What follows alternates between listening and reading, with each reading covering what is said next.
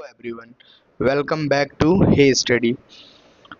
जैसा कि आज के थंबनेल से आपको पता चल गया होगा कि आज कोई चैप्टर या आज कोई कॉन्सेप्ट या नहीं कि आज कोई हम टॉपिक कवर नहीं कर रहे हैं, बल्कि आज हम देख रहे हैं नीट 2027 का रोड मैप। बेटा, क्या होगा नीट 2027 का रोड मैप? मीन्स हमको जो नीट के एस्पिरेंट हैं वो अपनी तैयारी को और ज़्यादा बेहतर या और ज़्यादा अच्छा कैसे कर सकते हैं, वो हम देखते हैं, अच्छे से समझेंगे बेटा।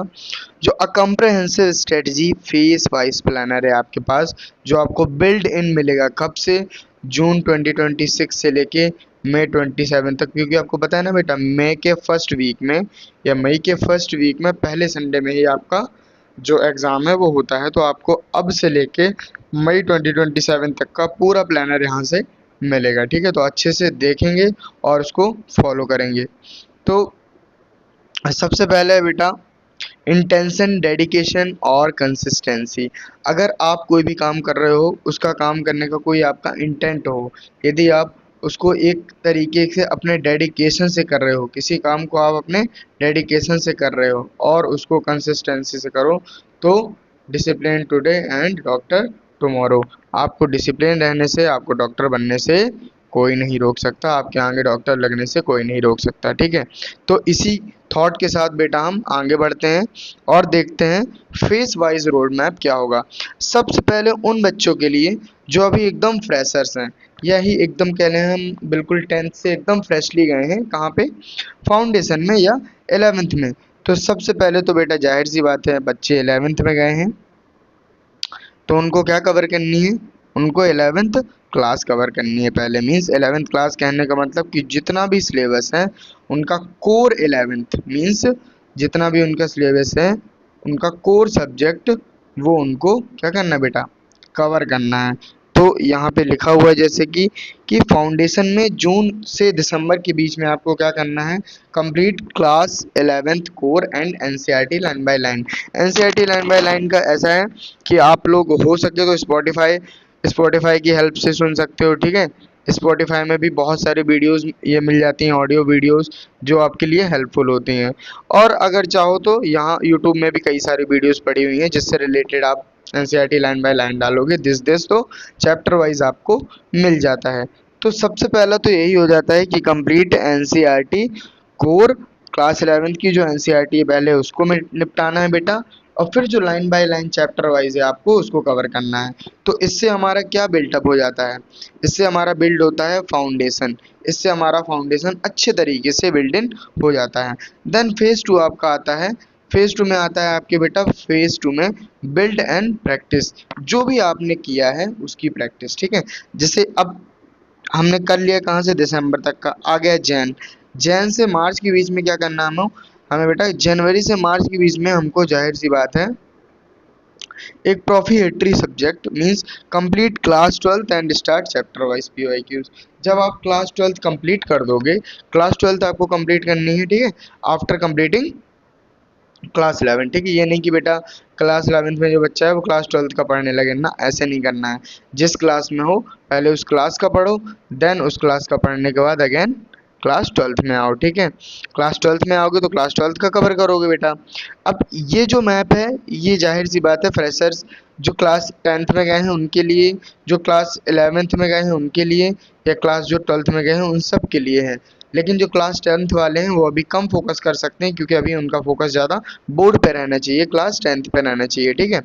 अब जो क्लास 10th से 11th में गए हैं बेटा, जो क्लास 10th से 11th में गए हैं उनको करना कुछ नहीं है। करना सिर्फ ये है कि जो भी 11th में उनके सिलेबस चल रहा है उनको जल्दी से जल्दी खुद से कवर करें और निपटाएं, अपना फाउंडेशन कॉम्प्रहेंसिव अच्छा करें, ठीक? After completing your comprehensive and so called chapter wise NCERT line by line, then again come to build in practice, ठीक है? इसके बाद आप क्लास 12th में पहुंचोगे। फिर जो बेटा आते हैं ड्रॉपर्स, ड्रॉपर्स के लिए हम कह सकते हैं ये पूरी तरीके से एक माइंड मैप टाइप में है। क्या है बेटा? एक तरीके का माइंड मैप टाइप में है, ठीक है? इसको आप लोग ले लोगे तो आपके लिए काफ़ी ज़्यादा ये हेल्पफुल रहेगा। क्या रहेगा बेटा? आप लोगों के लिए काफ़ी ज़्यादा हेल्पफुल रहेगा, ठीक है? तो पहला समझ में आया? पहला पॉइंट हमने क्या डिस्कस किया? Complete class 11th and then again class 12th करना है। फिर बेटा जब एक फाउंडेशन बन गया आपका, और बिल्ड आपने प्रैक्टिस कर ली, और क्लास 12 क्लास 11 निपटा लिए। फिर क्या करना है, फिर अप्रैल के टाइम में, क्योंकि एक ही महीना बचता है, जस्ट उसके 1 मंथ बाद हमारा टेस्ट होता है अप्रैल के, तो क्या करना है हमको, full length mock test and analyse weak spots. Full length mock test लगाना है। अब फुल लेंथ कैसे, जैसे लेट्स सपोज फुल लेंथ बेटा दो टाइप के होते हैं, या तो आपका 11th, या तो आपका 11th वाला फुल लेंथ होगा, या क्लास 12th वाला फुल लेंथ होगा, या ऑल ओवर द सिलेबस होगा। तो सिलेबस वाइज जब आप लगाओगे तो हमेशा फुल लेंथ ही लगाओगे, ठीक है। जब आप सिलेबस वाइज लगाओगे बेटा तो हमेशा फुल लेंथ ही लगाओगे। और फुल लेंथ मॉक बेटा बहुत हेल्पफुल रहता है। Full length mock will increase your marks already if, अगर आप मॉक टेस्ट दे रहे हो तो मॉक टेस्ट पहले तो बेटा हमें जाहिर सी बात है टॉपिक वाइज देना चाहिए, फिर हमको चैप्टर वाइज देना चाहिए, चैप्टर वाइज के बाद हमको फुल मॉक में आना चाहिए।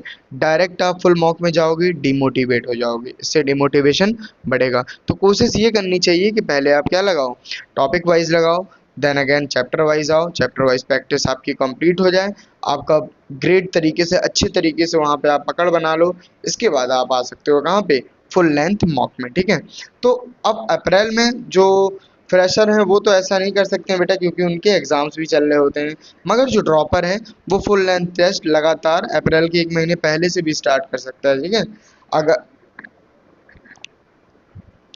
ठीक है, 1 अप्रैल के 1 महीने पहले से भी अपनी जो प्रिपरेशन है वो मॉक की स्टार्ट कर सकता है, मॉक दे सकता है, ठीक। तो analyse week spot after giving your mock, आपको क्या करना है, ऐसा करते हैं ना कुछ बच्चे की मॉक दिया एंड देन रख दिया, चलो हो गया मॉक तो दे ही दिया, अच्छे मार्क्स आ गए हैं मेरे, 720 में से लगभग मेरे 500 आ गए हैं, 500 प्लस आ रहे हैं तो मेरे तो अच्छा है, नहीं। यहीं पे आप लोग मात खा जाते हो, ये गलती करते हो। आपको करना क्या है, कुछ भी नहीं बेटा, जस्ट पिक योर पेन, और आपको एनालाइज करना है मिस्टेक क्या क्या किए हमने। जस्ट लाइक केमिस्ट्री में सिली मिस्टेक देखना है, बायोलॉजी में सिली मिस्टेक देखना है, फिजिक्स में सिली मिस्टेक या कैलकुलेटिव मिस्टेक बहुत ज़्यादा होती है हमारे फिजिक्स में, ठीक है। तो उसमें भी आपको देखना है कि हमारी कहाँ ज़्यादा मिस्टेक हो रही है या कहाँ हम लैग कर रहे हैं, जिससे आपका कॉन्फिडेंस बेटा इंक्रीज ही होगा। हाँ, अब देते हैं फाइनल पुश। अब क्या देते हैं, फाइनल पुश। फाइनल पुश में आपको, अब यहाँ पे कुछ बच्चे क्या करते हैं, सबसे पहले मॉक लगा लेंगे, यहाँ भी पढ़ते रहेंगे अप्रैल में, और फिर यहाँ आके 10 दिन पहले मॉक देंगे। ये बिल्कुल ही गलत है, ये बिल्कुल ही गलत है, ऐसे नहीं करते हैं। बल्कि स्ट्रेटजी क्या होनी चाहिए, आप लोगों का जितना हो सके, मैं ड्रॉपर्स की बात कर रहा हूँ यहाँ, ड्रॉपर्स ध्यान देंगे बेटा, यहाँ पे ड्रॉपर्स की बात चल रही है। आप लोगों को क्या करना है, फाउंडेशन में आपको क्लास 12 क्लास 11 4 से 5 महीने में निपटा लेना है। अप्रैल का मंथ आते आते अप्रैल के 1 मंथ पहले आपको, या मार्च में ही, या मार्च एंडिंग में ही आपको क्या कर देना है, start full length mock test लगाने स्टार्ट कर देने। क्योंकि आप लोग 2 साल का भी अगर ड्रॉपर होगा तो उसको 11th का फाउंडेशन तो आता ही होगा, और 12th का थोड़ा बहुत तो आता ही होगा बेटा, उसको एनसीईआरटी की नीड होगी तो वो लगा सकता है, देख सकता है एनसीईआरटी लाइन बाय लाइन, ठीक है। मगर उसको लगाना क्या है, फुल लेंथ। ज़्यादा हो तो चैप्टर वाइज लगा लो, ठीक है। और अगर ऐसे नहीं लगाना चाहते हो, बहुत ही बेसिक जाना चाहते हो, तो बहुत ही बेसिक में भी तो बेटा टॉपिक वाइज भी आता है, तो टॉपिक वाइज ही आप लोग कर सकते हो एज योर विश। मगर मेरी मानो तो आपको फुल लेंथ ही लगाना चाहिए, full length will help you more, okay. Then again come to next point, phase 4। Phase 4 में जब हम आएंगे तो ये हमारा फाइनल पुश होगा, और यहाँ पे हम क्या करते हैं बेटा, ये हमारा रेडी हो जाता है।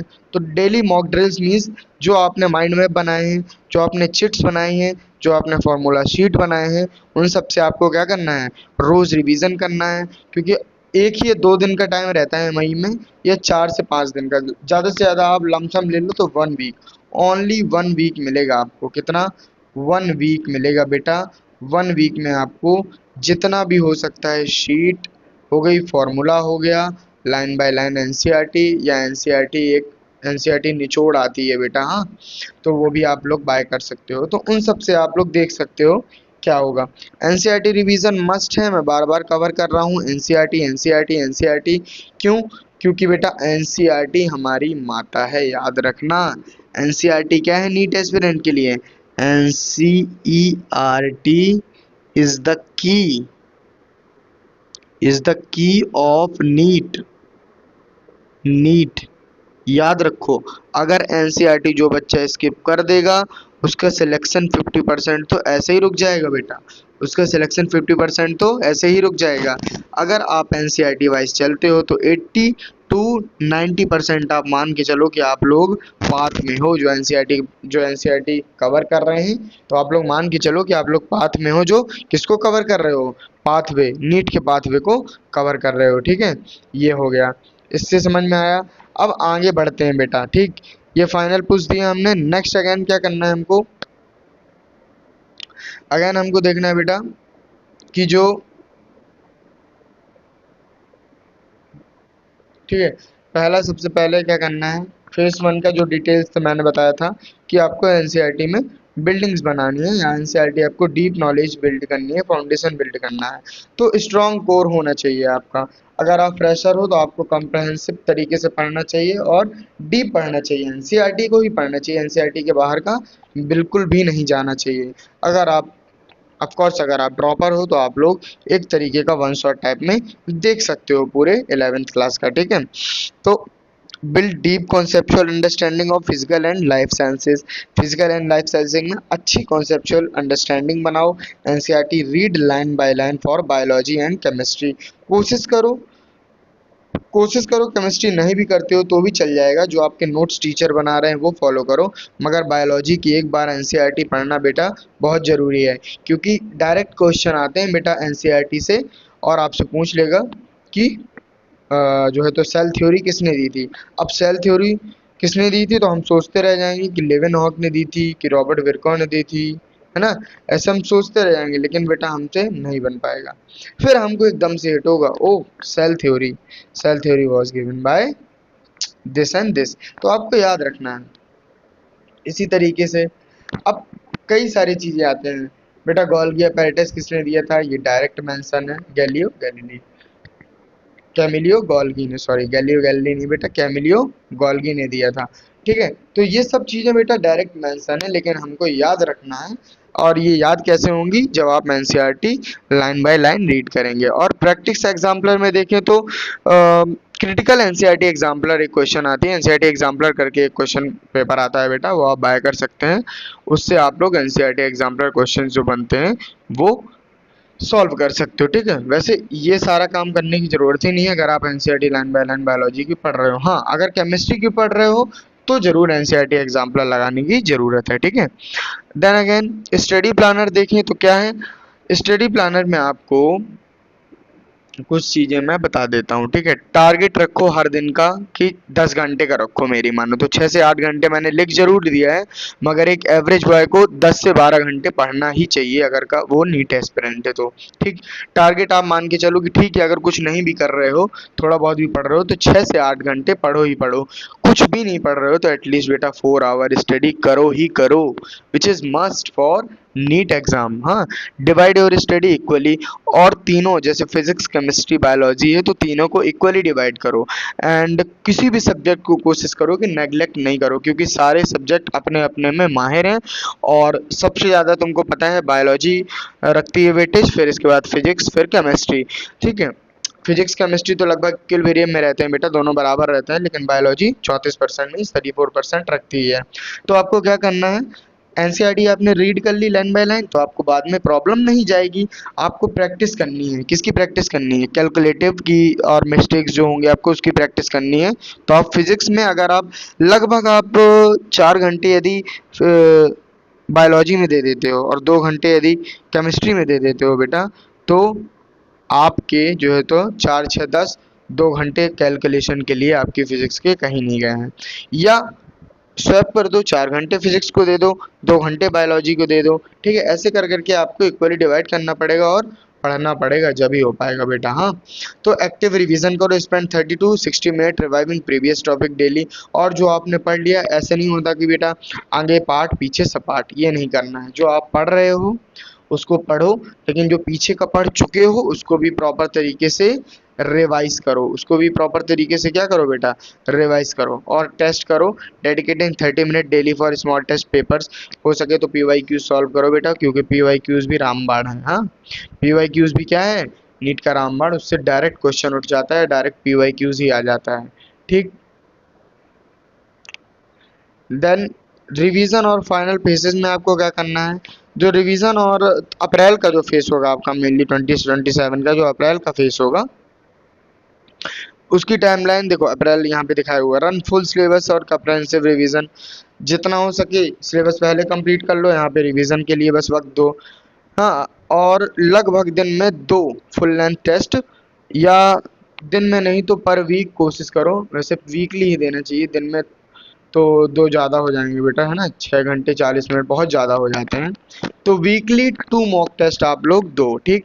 Identify and fix consistent what, identify and fix consistent test mistake, जो भी टेस्ट में मिस्टेक हो रही है उसको नेग्लेक्ट मत करो बेटा, उसको क्या करो, आइडेंटिफाई करो और उस पर वर्क करो। हाँ, focus strongly on high weightage topic, high weightage topic में ज़्यादा फोकस करो, जैसे ह्यूमन फिजियो हो गई आपकी, हाँ, जैसे ये सब में बेटा ज़्यादा फोकस करने की ज़रूरत पड़ेगी हमको। हाँ, इसमें इक्विलिब्रियम हो गया और फिजिक्स में इलेक्ट्रोस्टैट वगैरह हो गया, इन सब में ज़्यादा फोकस करना पड़ेगा, जो कि आप लोग अच्छे से कर सकते हो बाय प्रैक्टिस। हाँ, और मई के टाइम में आपको कुछ भी नहीं करना है बच्चों, मई के टाइम में सिर्फ एक ही बात बचती है यहाँ पे, वो क्या, कि दिस इज फाइनल स्टेज। अब मई में 1 हफ्ता रहेगा, मैं बता चुका हूँ, लमसम आप 5 दिन लेके चलो, तो जितना हो सके मॉक टेस्ट पहली बात। दूसरा, क्रिटिकल डायग्राम जितने भी हैं, एनसीईआरटी के बेटा डायग्राम है ना, एनसीईआरटी के प्रोकैरियोटिक यूकैरियोटिक के डायग्राम जितने भी हैं, सेल बॉडी के जितना डायग्राम है बेटा, क्रोमोसोम का डायग्राम है, और जितने भी आपके बेटा जेनेटिक्स में डायग्राम है, ये सबको कंप्लीट करो, ये सबको अच्छे से फाइनलाइज करो और देखो कि यहाँ मिस्टेक हो रही है, यहाँ हमको कवर अप करना है, ठीक। इनसे आप सीखो जितना हो सके, डायग्राम गलत होंगे तो कोई ना, लेकिन उसकी लेवलिंग अच्छे से आनी चाहिए। और कॉम्प्लेक्स ऑर्गेनिक रिएजेंट बेटा, केमिस्ट्री की बात की गई है कि जो ऑर्गेनिक का पार्ट है आपका, उसके जो रिएजेंट होते हैं या उसका जो प्रोडक्ट पार्ट होता है, ठीक है, रिएक्टेंट और प्रोडक्ट पार्ट जो होता है, प्रोडक्ट पार्ट याद रखो, उससे क्या होगा बेटा, आपका सर्टेन लेवल ऑफ नॉलेज बढ़ता जाएगा, और जब आप एग्जाम में क्वेश्चंस देखोगे तो आपसे जल्द ही होंगे, ठीक है, जल्दी ही बनेंगे, कोई इसमें देरी नहीं होगी। Maintain clean sleep pattern and positive psychology. अब बेटा लास्ट के टाइम में क्या होता है, बच्चे हो जाते हैं स्ट्रेस, कुछ बच्चे पढ़े हुए होते हैं, कुछ बच्चे नहीं भी पढ़े हुए होते हैं, दोनों ही स्ट्रेस होते हैं। दोनों में डिफरेंस क्या हुआ होता है, एक बच्चा जो पढ़ा हुआ है, उसने अच्छे से पढ़ा हुआ है तो उसको ये लग रहा है कि कहीं मैंने पढ़ा है, वो कम तो नहीं पढ़ा है। एक बच्चे ने बिल्कुल ही नहीं पढ़ा हुआ है तो उसको इस बात का स्ट्रेस है कि मैंने तो बिल्कुल ही नहीं पढ़ा हुआ है, मेरा एग्जाम में क्या होगा। तो दूसरे बच्चे को तो हम रास्ते से ही हटा दें क्योंकि वो रेस में ही नहीं है।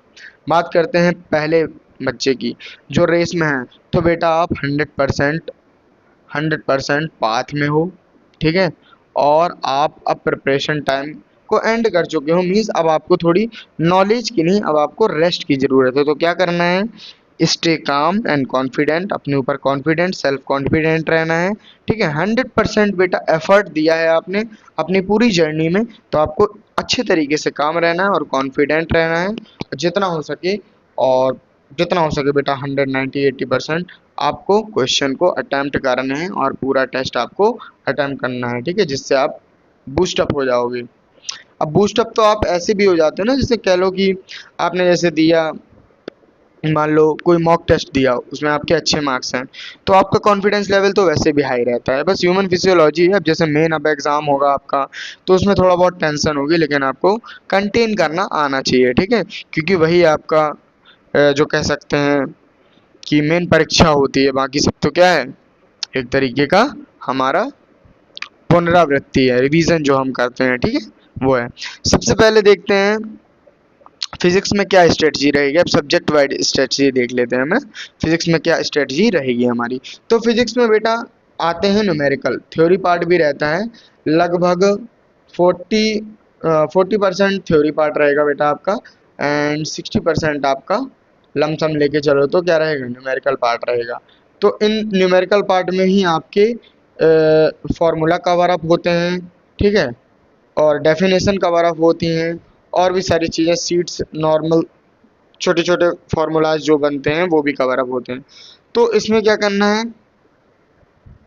सबसे पहले तो आपको कॉन्फिडेंस रहना है, किसमें, न्यूमेरिकल में ज़्यादा कॉन्फिडेंस रहना है कि हाँ मेरे से ये इस टाइप का न्यूमेरिकल आएगा तो बन जाएगा, इसमें मैं पूरी तरीके से कॉन्फिडेंट हूँ, ठीक है, पूरी तरीके से क्या हूँ बेटा, पूरी तरीके से इसमें कॉन्फिडेंट हूँ कि इस टाइप का अगर न्यूमेरिकल आएगा तो मेरे से बन जाएगा। मगर अब बात आती है हमारी मास्टरिंग कॉन्सेप्ट एंड डेरिवेशन में। जो डेरिवेशन है उसके डेरिवेशन का पूरा पार्ट तो याद रखोगे नहीं, कोई बहुत ही ज़्यादा मैड स्टूडेंट ही होगा जो पूरे पार्ट याद रखता होगा, लेकिन जो जीनियस है पूरे पार्ट याद नहीं रखना है आपको, सिर्फ क्या याद रखना है, आपको सिर्फ याद रखना है रिजल्ट, उसका रिजल्ट क्या आया, जस्ट लाइक इसका डेरिवेशन है। अब इसको आप न्यूमेरिकली सॉल्व तो कर लोगे, पूरा डेरिवेट तो कर लोगे, मगर इसका जो कह लो बेटा रिजल्ट है E is equal to M C square, E is equal to M C square, जो कि आइंस्टीन इक्वेशन कहलाती है। इसका आपको रिजल्ट ही याद रहना चाहिए। अब आपको डेरिवेशन याद है, रिजल्ट याद नहीं है, तो क्वेश्चन में पुट कैसे कर पाओगे, फिर क्वेश्चन का आंसर कहाँ से आएगा बेटा, ठीक है। इस तरीके से याद रखेंगे, और छोटे छोटे एरर्स जो कैलकुलेशन में रहते हैं उसको ध्यान में देना। और जितने हो सके बेटा हमारे फिजिक्स में एग्जाम्पलर दिए हुए हैं, फिजिक्स के एग्जाम्पलर दिए हुए हैं, फिजिक्स की खुद की नोटबुक में दिए हुए हैं, उसके थोड़े थोड़े न्यूमेरिकल टेम्पलेट्स दिए हुए हैं, उसको सॉल्व करना है। उससे आपका कॉन्फिडेंस क्या होगा बेटा, बूस्टअप होगा, क्या होगा, बूस्टअप होगा। देन केमिस्ट्री को हम स्प्लिट करते हैं 3 में, सभी को पता है, जो तैयारी भी कर रहा है उसको भी, ठीक है, और जो रैंडम स्टूडेंट आके वीडियो देख रहा है बेटा उसको तो पता चल ही जाएगा। तो सबसे पहला है हमारा फिजिकल, इनऑर्गेनिक, ऑर्गेनिक। 3 में डिवाइड करते हैं हम केमिस्ट्री को। 3 में हम किसको डिवाइड करते हैं बेटा, केमिस्ट्री को डिवाइड करते हैं। तो इसका हम देख लेते हैं क्या रहता है इसका क्लासिफिकेशन। तो इसमें क्या करना है, 3 में जब डिवाइड हुआ बेटा तो हमको फिजिकल में क्या याद रखना है, मैथमेटिकल रहते हैं। इसमें कुछ चीज़ें ऐसी रहती हैं, जैसे पहला चैप्टर है आपका सॉलिड स्टेट, इसमें आपके फॉर्मूलाज भी हैं, कैलकुलेशन भी है बहुत ज़्यादा, केमिकल इक्विलिब्रियम, ये सारे क्या है बेटा फिजिकल में आते हैं। तो इसमें आपको थोड़ी बहुत मैथमेटिकल कॉन्सेप्ट और न्यूमेरिकल्स में ध्यान देना पड़ता है, और मोस्ट इम्पॉर्टेंटली इसमें रहते हैं फार्मूला, क्या याद रखना है, फार्मूला। इनऑर्गेनिक में क्या करना है बेटा, रीडिंग करनी है आपको, और जो आपने नोट्स बनाए हैं, नोट्स जो आपने नोट्स बनाए हैं वो भी आपको डेली रिवाइज करना है, क्योंकि इनऑर्गेनिक आपका ऐसा सब्जेक्ट है अगर आप उसमें थोड़ा बहुत नहीं देखोगे और रीड नहीं करोगे एनसीईआरटी तो भूल जाएगा, ठीक है, इसलिए आपको देखना है। और पीरियोडिक टेबल से रिलेटेड एक पूरा चैप्टर ही है, तो उसमें मोर फोकस्ड रहना है, ठीक है, उससे बाहर कहीं भी नहीं आता है। ऑर्गेनिक में, ऑर्गेनिक भी सेम इनऑर्गेनिक जैसा ही थोड़ा थोड़ा, बस आपको क्या करना है, जो भी रिएजेंट होंगे, जो भी प्रोडक्ट होंगे रिएक्शन के, या जो भी रिएक्शन होगी, जैसे गटरमैन स्कॉच रिएक्शन है ना, रोजनमोंट रिएक्शन, इन सब के रिएजेंट और इन सब के प्रोडक्ट क्या बनेंगे आपको अच्छे तरीके से याद रखने हैं। तो that's build clear understanding of reaction mechanism and create structure sheet for name reaction. जो भी जितनी भी नेम रिएक्शन अभी मैंने नाम ली है इनकी, और इनसे जितनी भी आती हैं बेटा आपके में, उन सबको याद रखना है, ठीक है। वो काफ़ी ज़्यादा हेल्पफुल होंगी, क्योंकि डायरेक्ट सवाल उठ के आता है बेटा, डायरेक्ट क्वेश्चन हमसे पूछता है। अब हम बात कर लेते हैं बायोलॉजी की। बायोलॉजी सबसे ज़्यादा वेटेज कवर करता है 34%, ठीक है, मीन्स 360 आउट ऑफ 360 मार्क्स इसमें टारगेट रखना है अगर आप जा रहे हो एक अच्छे स्कोर के लिए। तो just why biology acts as ultimate score booster in NEET, तो precision learning is necessary to finish the section in under 45 minute in exam day. आपको कोशिश करना है कि 1 घंटे के अंदर या 45 टू 50 मिनट में आपको एग्जाम को फिनिश, आपके बायोलॉजी के सेक्शन को बेटा फिनिश कर देना है। क्यों, अगर आपने एनसीईआरटी की है, जितने भी मैंने पहले पॉइंट बताए एनसीईआरटी की है, प्रैक्टिस किया है, डायग्राम प्रैक्टिस लास्ट के मई के 2-3 दिन में किया है, तो बेटा कहाँ लो चूकोगे आप, कहीं चूकने का दिन ही नहीं बनता है ना, या कहीं चूकने का बेटा पॉइंट ही नहीं बनता है। आप लोग सभी में माहिर हो, फिर तो आपको क्या करना है, आपको या कह लो आपकी अच्छी तरीके से आपको पोजीशनिंग रखनी है, और डायग्राम मास्टरिंग में means practice levelled figure NCERT, जितने भी आपके लेवल्ड डायग्राम हैं एनसीईआरटी में उन पे प्रैक्टिस करनी है, उन पे पकड़ बनानी है, और फ्लो चार्ट बनाने हैं, ठीक है। किसी भी पाथवे है जैसे ग्लूकोज और बेटा है ना कॉम्प्लेक्स रिएक्शन है एक, उसी तरीके से आपका दिया हुआ है बेटा ग्लाइकोलाइसिस है, तो इन सब का क्या बनाओगे, इन सब का एक तरीके का फ्लो चार्ट बनाओगे। Use tables for of animals and plant kingdom difference. अब एनिमल्स और प्लांट किंगडम डिफरेंस में बेटा डिफरेंस निकालना है, तो उसके लिए टेबल्स यूज करोगे। जैसे एनिमल किंगडम में आप यूज कर सकते हो अलग अलग फाइलम के लिए, प्लांट किंगडम में आप यूज कर सकते हो अलग अलग प्लांट किंगडम के लिए, ठीक है, अमीबा के लिए अलग इन सब के लिए ब्रायोफाइटा, टेरिडोफाइटा, जिम्नोस्पर्म, एंजियोस्पर्म, इन सब के लिए अलग, ठीक है। तो इस तरीके से आपको देखना है। देन हाई वेटेज या high priority areas.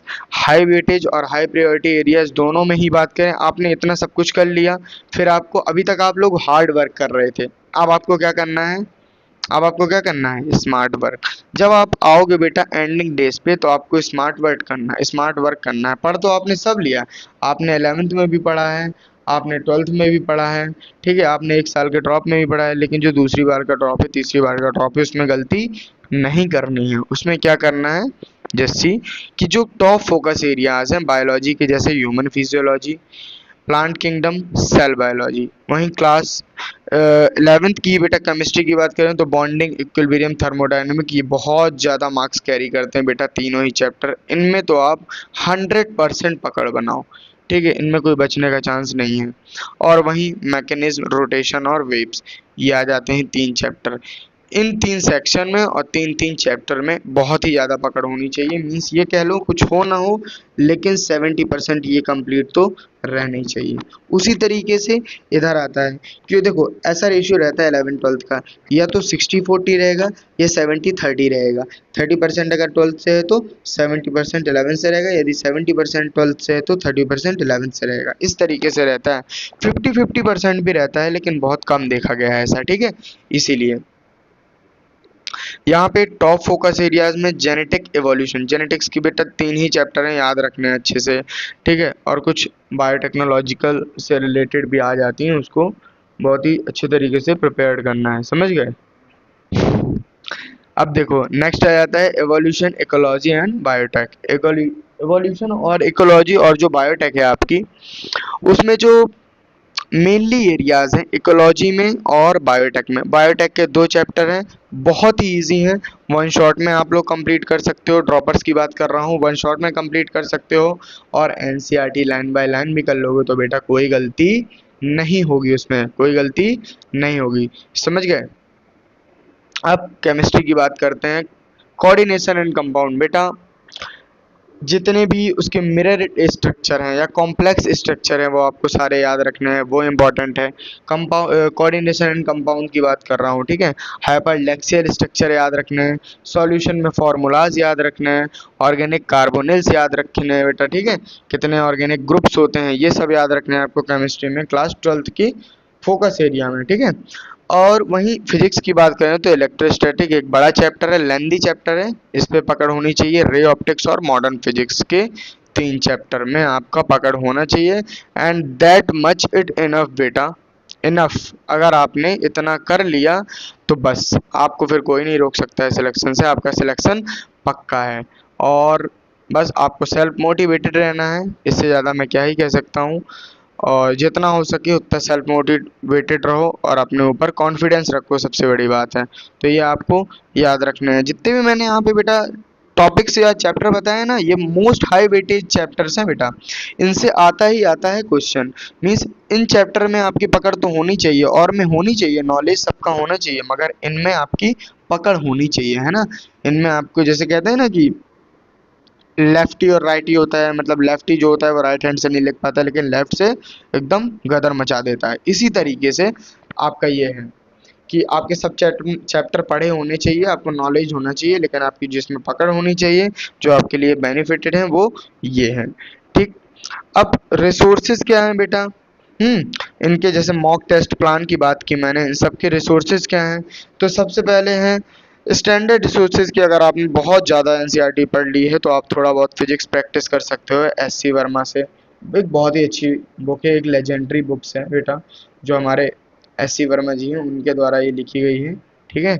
SC Verma, उसको पढ़ सकते हो, उसको सॉल्व कर सकते हो, ठीक है। इसके बाद टेस्टिंग हायरार्की में बात करें तो move straightly from chapter wise test to part wise unit, जैसा कि मैंने कहा, पहले चैप्टर वाइज, फिर पहले टेस्ट, पहले टॉपिक वाइज, फिर चैप्टर वाइज, एंड देन पूरा फुल लेंथ मॉक लगा लो बेटा, ठीक है। इस तरीके से, और मिस्टेक लॉग बनाओ, एक प्रॉपर तरीके से मिस्टेक बुक बनाओ छोटी सी, जिसमें आप मॉक टेस्ट देने के बाद लिख सको कि हाँ मैंने ये वाला क्वेश्चन आया तो इस टॉपिक का क्वेश्चन था, मैंने यहाँ पे मिस्टेक की और यहाँ मेरे से गलती हुई है, ठीक है। ये सब मैं आपको अच्छे से देखना है। और बेटा अब लास्ट में मैं यही कहना चाहूँगा, लेट्स क्रैक इट। यस बेटा, अभी से मोटिवेटेड रहो। जब आप अभी से मोटिवेटेड रहोगे तो अभी से काम कर पाओगे। Means your hard work consistency is equal to success. ठीक है, लेट्स गेट टुगेदर एंड फोड़ते हैं बेटा नीट 2027। तो प्रिपरेशन स्टार्ट करते हैं इसकी। यहाँ से भी आप वीडियोस देख सकते हो, मेरे चैनल्स में भी कुछ बायोलॉजी की रिलेटेड वीडियोस डलती हैं, तो वहाँ से भी आप लोग व्यू कर सकते हो। ओके, बाकी और भी सारे सोर्सेज हैं, देख सकते हो आप लोग अच्छे से। लेकिन एनसीईआरटी को मत भूलना बेटा, मैंने बता चुका हूँ एनसीईआरटी आपकी लवर है इस समय, या ये कह लो एनसीईआरटी रामबाण है बेटा, रामबाण है वो। एनसीईआरटी अगर नहीं करोगे तो सिलेक्शन आपका नहीं होने वाला है। ठीक है, नीट में सिलेक्शन चाहिए, means NEET is equal to NCERT, proper equally कर लो। ठीक है दोनों को। तो लेट्स क्रैक नीट बेटा, एंड 2027 में हार्ड वर्क करना है और फोड़ना है। ठीक, इसी तरीके से ये वाली वीडियो हमारी बेटा क्या होती है, समाप्त होती है। और इसी तरीके के अगर आपको और भी मोटिवेटिंग वीडियोस चाहिए तो आप लोग मेरे चैनल को क्या करो, सब्सक्राइब करो, और subscribe for more and hit the like button, and see you soon in next video. तब तक के लिए बेटा थैंक यू सो मच।